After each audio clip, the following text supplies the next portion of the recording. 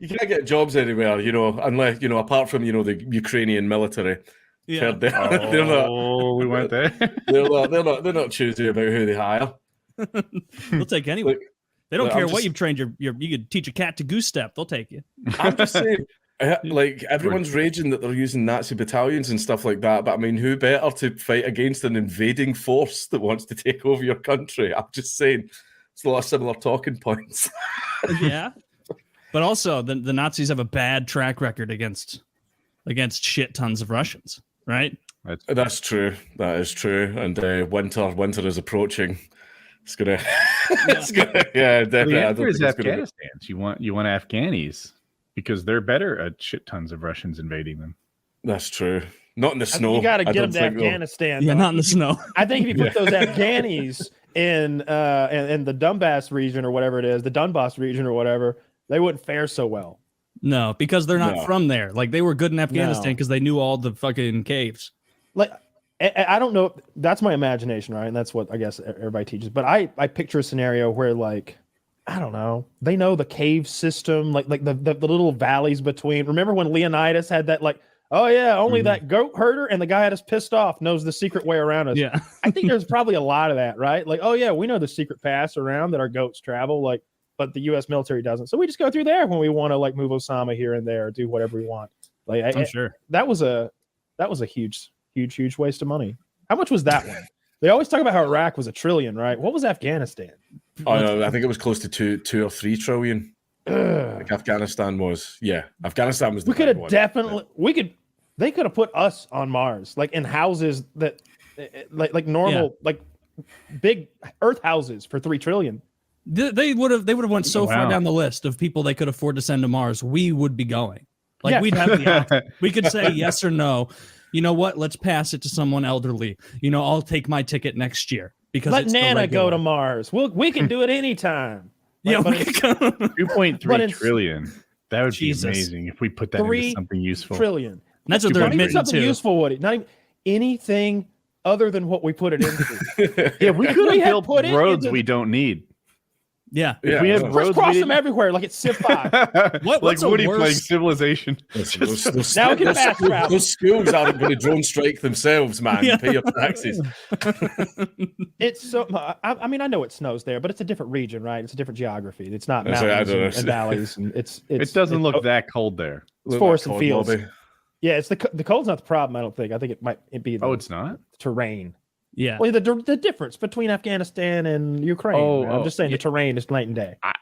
I'm just saying Ukraine might get like Siberia cold. Like it's different to deal with 28 versus -28. I'm doing Fahrenheit here. I bet they both get cold enough to kill people. I think if you're wet, if you're a soldier and your boots are wet, shit, it's a 40-degree night. It's going to be dreadful, right? Like, if you don't have a way to warm yourself up, you're going to die on a 40-degree night. You're going to have to be like stepping in place so that nothing bad happens to you before you wake. Sounds awful. Problem when you're in a war zone, because starting fires is as dangerous as gunfire. Like, my God, start a fire, dude.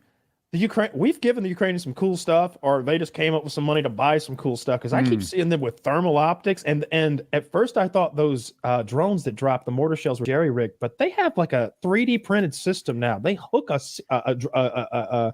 a mortar shell onto a drone, and then they just fly it over these Russians and pinpoint accuracy, like in sunroofs, in the sunroof of a fucking car. You go one in the I saw a tank with an open hatch. Yeah. I don't know anything about tanks. My observation is that they keep the hatch open a lot, and they just seem to be. Yeah, right. They must get stuffy. Do they not have good heat? They don't have heaters in there. They don't have heaters. A lot of the tanks they're using don't have heaters. They were that the heaters only work when the tank is running, so they can't just sit there and idle the tank because they're not separate systems. So in any case, it seems like the hatch is open a lot, and it's vulnerable to these drones just dropping them super accurately based on my Reddit watch. Really cool shit. And you know what the funny part is? Richard Ryan did that over a decade ago on his YouTube channel. A drone dropping not just an explosive mortar shell, but a one that shot. I don't think it's radar. It might be like LiDAR or something. It pinged the ground, and when it got to a certain seems silly to call it altitude when we're talking about 15 feet, but when it gets to the correct altitude, it air bursts over the target to get a bigger area of effect, we'll call it. And he did that on YouTube, like I said, a decade ago. I remember like I was blowing up a car and I was thinking like, Richard's doing scary shit over there. He's going to get us all in trouble. These Ukrainian drones, I see, like we've seen, you saw them take out cars. I've seen them take out tanks because the hatches always seem to be open. They're also just catching people on their way into buildings or inside of buildings. Oh, did you see the Russian that was just taking a shit and they got him? Yeah, he was taking a shit and they got him, and I was like, "Come on, man! There's that. Well, that's not chivalrous." Let the man wipe. The worst thing about it was it landed behind him, so he got all of that just up the arse. He not only was he killed, they gave him a complete hemorrhoidectomy. That's one of those messed up things. They should have let him finish his shit. Like you remember in Band of Brothers where they give the Nazis or whoever the cigarettes. Let people have a little dignity before you spray them into the pit. I saw one where they watched from a drone while Russians sort of filtered into a sort of a lean-to house. Like the structure was already kind of leaning over, but it was cover. And they waited till they trickled in there, and there's maybe like 8-10 of them, and then they hit it with an artillery strike. So it's just like in sequence, boom, boom, boom, boom, and they're all dead. They're all so dead. I often wonder about that. This might be something you know more than me, but I see them very wounded and like running another 12 feet. I'm like, when they drop those mortars, those are hitting with shrapnel. Those are real powerful grenades. You know, those are normally you drop in that mortar tube and it's sort of up and over kind of thing, but they're dropping them pinpoint on these guys, and so it's hitting them with shrapnel, and it looks to me like they're hitting the ground and exploding. They don't have Richard Ryan's fancy technology, so it's probably doing like lower body damage. The one I saw yesterday, I saw it break the guy's leg and then him crawl to cover. Like you could see that his right leg was mangled and completely unresponsive. I feel like I saw this but didn't make the same observation. Like I didn't catch that his leg was mangled. And awesome. There were like a bunch of people there, like 8 or something, right? I watch a lot of it, so we may be even comparing multiple examples. But I saw the artillery strike, and of course, I've seen so many wild things. This is the first time we've. I guess Vietnam was the first war that TV cameras were there. Like they brought that shit back for the public to see. We had the reels in World War II, but that was a different thing. That was government made. We got to get out there and take down the Japs, sort of stuff. And then Vietnam, it was like this is the horror of war. But now it's like, this is the horror of war now. Right now, this is what's happening on a street corner in Ukraine. Look. And yeah, this. The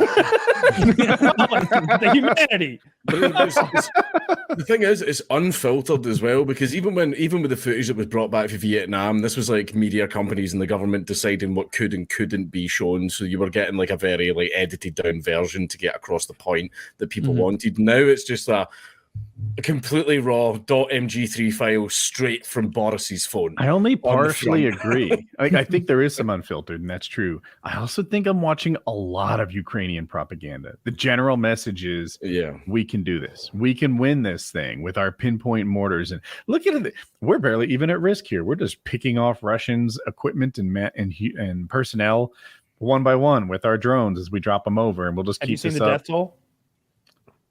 No, but I don't trust it. Well, it's the U.S.'s number. It's not even the U.S.'s number. I knew Taylor would jump on that so hard. Well, give us the facts. Name, you're not gonna, off the top of your head, name 200 times the U.S. has lied about death. It's going to be hard. It's going to be hard to ever provide a source if we can't. If we're just going to say, so all sources are lies. Yeah. Like, come on. Like that's the number we have. Whose number do you want to use? If we use Russia's number, it's got to be in the 20s of thousands. Like if you use the Ukrainian number, they probably say 120,000. But the United States, who's been watching this thing more closely than anyone in the world, and clearly has bias, but doesn't look as good if we say that 80,000 Russians have died, and then things come to fruition. Actually, it's like 12,000. It's 12,000, and we're off by a little. Just like we don't want another weapons of mass destruction look like a fool on the grand stage, at least as far as intelligence community is concerned. I would think that number of 70 or 80,000 is pretty fucking close. That's more than we lost in Vietnam. Zach posted something here that's much lower. Zach, is there a date on yours? It says Ukraine estimates 43,000 Russians killed. NATO says 7 to 15,000. Oh, and Zach says that's like today. So I just don't believe that because I don't know what to believe. NATO said 7,000. I don't know why you don't believe it. They're looking so closely. But here's the because I've seen completely different numbers. maybe you're more educated, but I don't even have a sniff test, right? Like if you ask me like 43 minus 19, I don't know that. That's not a thing everyone knows, but I can get close, right? I think it's probably like not too far from 20, right? So if the number comes in at like 94, I'm like, it doesn't pass the sniff test. This, I don't have any idea how many Russians were killed. If you told me it was 1,500 or 85,000, both of those numbers seem possible. Yeah. So the Ukraine says 43,000 that have died. Ukraine has raised its estimate of Russian soldiers to 43. I saw like 70 or 80, and it wasn't the Ukrainian side. I don't know what I was reading. In any case, it's got to be more than 7,000 because they were talking about 7,000 like the first week. How do we not know generals like specifically? Like they're guys. Like they're like they have pictures of them. Does it say they don't? Because I've seen the third paragraph there. It says 8 to 13. That's what I'm like. You'd think you'd know. Fucking, it's 9. But it may be Russians as well, though, going like, no, Vladislav is fine. He's over there. Don't look. Vladislav is busy. This is Vladislav. It's the same guy, and you're like, blonde hair, blocky head, I guess. Like, looks. But you were saying we're watching real, unfiltered, whatever. I'm like, I feel like I'm watching the Ukrainian propaganda show me how easy it is to beat the Russians, how the Russians are so vulnerable and make mistakes in their tactics. And while I love the show. Yeah, it's ongoing. While I love the show, I don't really have the background to say this is clearly true or untrue. No. I feel that. I can't say this. This is the thing I see a lot. I'm sorry to cut you off. I've watched U.S. military people observe other military people, like in movies, what's real, what's not. And every time they see soldiers bunched up, the U.S. soldiers, actual veterans with experience, are like, whoa, that sticks out at me tight. You don't stand 6 people together. That is asking for a shot, right? Anyone who's played COD with Predator missiles knows you don't bunch up. That's a problem. Absolutely. So I'm watching these Russians. They're always bunched up on this footage. They don't seem to have this aversion to being bunched up like U.S. soldiers do. Yeah. Poorly trained. Yeah. I think this is a new kind of warfare that's never been fought before. They're fighting a near peer. Someone who is almost as good as they are technologically, and in some ways more advanced in every way. They don't have any air superiority. The enemy can fly fucking 30. They can fly a Turkish drone that costs less than my goddamn car overhead and wreck 3 tanks, and then send that bitch home to get some more Turkish missiles to throw on the bitch. You know, I haven't found anyone that agrees with me on this yet. Oh, I'm sorry, I thought you were rapping. But I think big, powerful weapons of destruction are getting a little bit long in the tooth, outdated, right? The U.S. depends heavily on aircraft carriers, and people who know more than me seems to say aircraft carriers are a really good idea. But I suspect if they were put to the test, we'd find that $10 million missiles take out $1 billion aircraft carriers left and right. I think they get sunk. And what we're seeing now is $10,000 mortars take out $1 million tanks left and right. I'm not sure tanks are even smart or good anymore. They're not that hard to beat, but they're expensive little death traps. Well, all right. So the Russians have fallen into a situation where they're just super vulnerable, right? Like if you're going to invade somebody, I heard someone say you're supposed to have a 3-to-1 troop advantage for a proper invasion, and they didn't even come close to that. So they're in this quagmire, right? So the enemy can set up all these positions and ambushes, and somewhere there's a bunch of kids, I imagine them as kids, with their fucking drones charging batteries on power blocks, and the Russians don't know where the power blocks are. Like, they don't know. But those power blocks, wherever they are within range of Russian soldiers, and that seems like something that Ukraine can sustain for the rest of time. If their warfare is $40,000 Turkish drones, soldiers with AKs on the ground that are willing to die for the country, they got plenty of those. And mortars from drones, which cost less than $1,000 each, then and just don't even think of the munitions as money because they're just free. Like there's the biggest problem that I'm noticing, right? And this is one thing that has changed warfare is the fact that the general population are allowed to own firearms or has access to firearms. So I don't know if you've seen that famous 4chan post where everyone goes, what's your little AR-15 going to do against the US government with its aircraft carriers and blah, blah, blah. And then the guy goes, fuckface, aircraft carriers can't go to door. Yeah. And he goes, which is what you would need to do to enact full-blown totalitarian authoritarianism. And he goes, you ever heard the phrase, every blade of grass? Yeah. So basically that's what happened in Afghanistan. It just got to the point where the problem is it's not just the army. You can go in and beat the army and then the generals can go, all right, we're beat, stand down. The population answer to no one. They're going to go, fuck that, go on, start your car, lad, come out, you black and tans, come out and fight me, like it's gonna fuck it. That's the way it's going to go down. Eventually, like, you're fighting not the army, the population who fucking hate you and want you gone because you killed a bunch of them when you were invading the fucking country. Like, there's going to be bombings, there's going to be honey traps, another thing that the IRA used to do. Send a really hot fucking Irish lassie into a bar that's frequented by soldiers, and then she says, oh, me and a couple of my friends are having a party, you want to come back and I'll suck your dick? And the soldiers would go, fuck yeah. And then when they got back to the fucking house party, just 5 guys in masks, boom, dead. Honey trap. Man, like that type of shit would happen. So see, even if Russia like successfully takes Ukraine, they won't hold it. They will never fucking hold it, because see that drone shit, anyone can go out into their back garden and just fly a little drone at that little checkpoint down the street. It will fucking happen. They'll never. And the best part is they've got the richest, most powerful nation that's ever existed backing them, and also Europe. Europe Sorry, is, I don't consider myself European. Don't worry about it. We're too far north. Fuck them. Yeah. No, I feel that. No, but it's true though. I think that as long as we're happy, and Biden has turned on that money faucet for them, like it's rare to see us turn on that money faucet like he's done for them. I lost track of how many times they were like, and another 40 billion. They stopped doing it. You say it's Biden, and you're right, but it's bipartisan. Like, you don't see there are maybe like 3 Republicans who are saying, I don't really like Ukraine. They seem woke, but take those fuck faces and ignore them. These things are passing like 97-3. The country with official Nazi battalions seems woke. Yeah. That's just a thing Americans say. Look, they'll say whatever they want to say. It depends what side of the argument they're on. They'll paint it how they want to paint it. Because I saw Zelensky was maybe going to legalize gay marriage the other day, and I'm sure he's getting flack for that. I'm sure someone hates him now for that, and it's like, you see, I told you. But the thing is it's not the fucking time. I disagree. I'm kind of to me, gays can get married. Oh, that's great. That's a huge comfort among the shell. You know what would have been a better idea would have been? Here's what I would have done instead. If you really want to, I would have said that region that Russia is occupying, that's now federal. That we own that. We're federalizing it all, and we're giving away plots to soldiers. Yeah, that's what I am. I'm like, it's end 50 acres a man. It worked for the Romans. It worked for the Romans, man. If I was Zelensky, I'd be exploring those alternative rules right now. Like, you want to get married? Fucking knock yourself out. We're in a war. You think we're going to enforce the anti-gay How about rule? polygamy? Open that up. Dude, whatever. They're going to have to. You say you want to give away federal lands. How do we get soldiers laid? I would fight for that.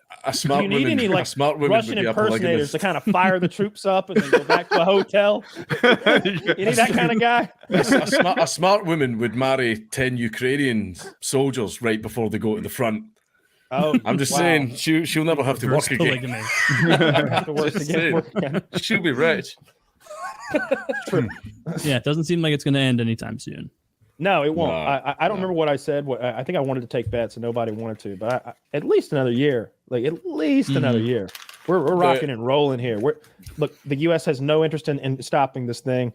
The only people who want it to stop are the Russians, and they can only have it stop in a certain way. So we got to wait till things look just right through the lens that Russia can throw up to the camera for this to ever end. That's the only way it ends. It doesn't seem like the Russian population wants out. No, they're on board as much as when it first happened. I was seeing a bunch of anti-Russian stuff. Some Russians in concert saying, "Why are we going to war? We're the aggressors. You guys aren't seeing the truth behind this." There was a protest, maybe in Moscow, St. Petersburg, I forget where, but there were these, somewhat big-ish Russian protests saying that they should. All that's gone. No one's saying that. I think a bunch of Russians died, and they're all like, you know what? They were dicks for fighting back. Let's go to war. As someone whose my main focus in my work is freedom of speech, it's a different reason. There's a different reason why you don't see those protests anymore. You think the Russians are heavy-handed in dealing with those protests? They're absolutely they are very heavy-handed in dealing with those protests. I mean, basically, if you're a journalist and you say something critical about Putin or any of his allies, you tend to like, oh, you've just passed out one night drunk and froze to death in the middle of the night. No, not even that. The one died last night. You know that, was it a Putin critic? He got that cancer only my enemies get. Putin knows sarcoma. Yeah, one was killed this week. One was killed this week. Yeah, in Washington D.C. there was a makes it 9 to 14 generals. In Washington D.C. there was a jumper call, and then they found one of Putin's critics dead on the sidewalk outside of his place in D.C.